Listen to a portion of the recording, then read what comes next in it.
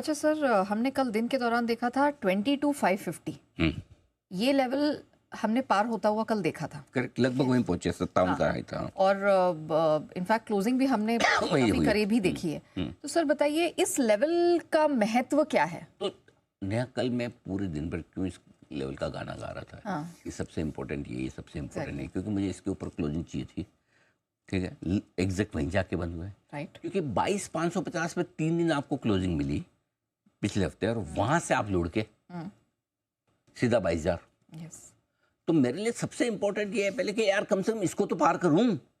भाई अगर मुझे एग्जाम में पास होना है, 8 सब्जेक्ट हैं, तो कम से कम 2-3 सब्जेक्ट में तो अच्छे ढंग के मार्क्स ले आऊं, बाकी में कमजोर भी हैं तो पहले एक लेवल तो पार कर। इसलिए ये लेवल बहुत इंपॉर्टेंट है। कल आप देखिए एकदम परफेक्ट मार्केट घूम फिर के लाए, वहीं पहुंचा, डे हाई पे वहीं बंद हुआ और क्लोजिंग भी वही हुई।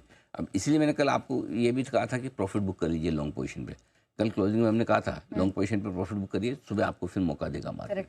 अगर इसके ऊपर बंद हुआ होता 25-50 पॉइंट ऊपर निर्णायक तौर पर, तब तो मजा आ जाता, लेकिन वैसा हुआ नहीं।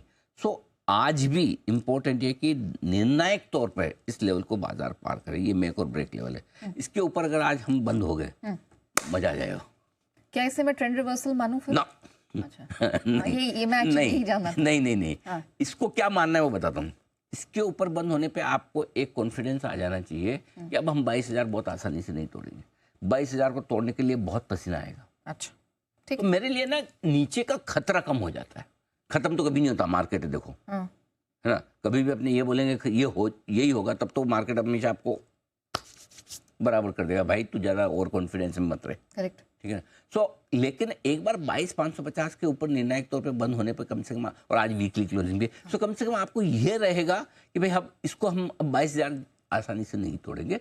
कम से कम 21,800 22,000 जो हमारा स्ट्रॉन्ग सपोर्ट जोन है वो हो गया काम, ठीक है ना। सो अपने तो सबसे पहले तो ये कि भाई आप जब जंप लगाते हैं, कभी आपने बचपन में जंप लगाए होंगे बहुत सारे। जंप लगाते हैं, कोई अगर आपको लगता है यार मेरी कैपेसिटी से ज़्यादा जंप लगाने की मैं कोशिश कर रहा हूँ, तो आपको डर क्या रहता है? गिर जाऊंगा। या समझो आपको बीच में छोटी नाली है, उसको पार करना रहता है। है ना, एक चबूतरे से दूसरे पे कूदना है, तो आप क्या सोच के जंप लगाते हो? ये सोच के कि गिर गया तो कितनी लगेगी। करेक्ट, है ना। आप रिस्क मेजर करते हो ना कि अगर मैं वहां तक नहीं पहुंच पाया, नाक टूट गया तो क्या टूटेगा और कितना टूटेगा। अगर खड्डा छोटा है तो आपको पता है कि हल्की से लग जाएगी, खड्डा बहुत बड़ा है तो पता चला कि नहीं मारना है ना। कोई अपन राणा प्रताप के चेतक तो है नहीं, बराबर ना। तो इसलिए क्या होता है कि जब आपको ये पता हो कि मैं कितना गिर सकता हूँ, और आप 22,550 के ऊपर आपको ये पता है कि मेरी रिस्क 550 पॉइंट की बची बाजार में या 600 पॉइंट की बची, तो फिर आप ऊपर का सोच सकते हो। इसलिए ये लेवल आपको नीचे के रिस्क खत्म करेगा, ठीक है, नंबर 1। इसलिए अगर आज इसके ऊपर बंद हो तो ज़्यादा कॉन्फिडेंस बढ़ेगा अगले हफ्ते के लिए, और ये रिकवरी अगले हफ्ते भी चलेगी। तब अगले हफ्ते आपका टारगेट 22,800 23,000 मिनिमम होगा, और उसके बाद हम रिव्यू करेंगे। ठीक है सर, आगे बढ़ने से पहले एक छोटा सा क्वेरी। आज निफ्टी ड्राइवर सीट पर रहेगा as compare with Bank Nifty? थोड़ा सा कहना मुश्किल है, मैं क्लियर व्यू नहीं बना पा रहा हूँ। खुलने के बाद मैं देखता हूँ, 10 से 15 मिनट शुरुआती मूव देखूंगा, क्योंकि पिछले 2 दिनों से बैंक निफ्टी थोड़ा अंडर परफॉर्म कर रहा है, इसीलिए उतनी मजबूती नहीं दिखा रहा। सो बचाने के लिए क्या है आज निफ्टी के लिए? मेटल्स हैं और ऑयल एंड गैस है, और इसलिए मैंने कहा कि अब मेटल ऑयल गैस शेयर जो है ये बाय ऑन डिप्स हो गए।